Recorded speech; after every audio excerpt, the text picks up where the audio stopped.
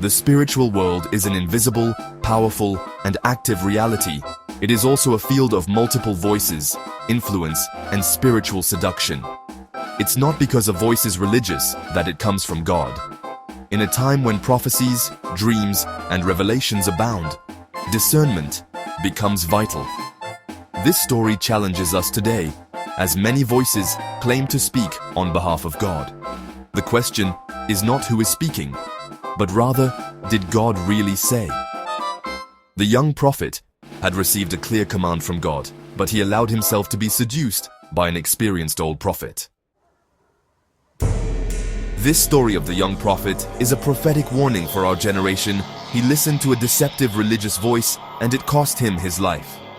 In John chapter 4 verse 1, the Bible says, "Do not believe every spirit, but test the spirits to see whether they are from God." There are several types of voices in the spiritual world. We must ask God for discernment, because it is a weapon of protection in this time of deception. We have the voice of God. It is clear, faithful to His word, bringing peace and authority. It leads to truth, obedience, and life.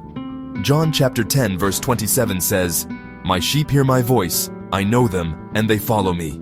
The voice of the enemy, it is seductive, flattering, accusing, often disguised as truth. It subtly pushes you to disobey, to doubt, to fall into the trap. In Genesis chapter 3 verse 1, the serpent's voice said to Eve, "Did God really say?" The voice of man can be the voice of our emotions, of our reasonings. This is not always bad, but not inspired by the Lord. In Matthew chapter 16 verse 23, Jesus said to Peter, "Get behind me, Satan." Peter was speaking, yet with good intentions. We understand by this that, well, deceptive voices often come with a form of holiness, love, or good intentions. They flatter, calm your conscience, but, they disconnect your life from the will of God. Even today, many use titles, like bishop, archbishop, prophet of the nations, to deceive the children of God.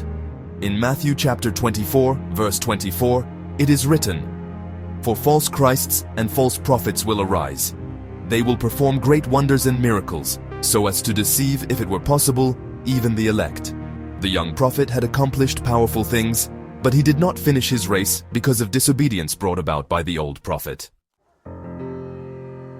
So, brothers and sisters in the Lord, not all voices come from God.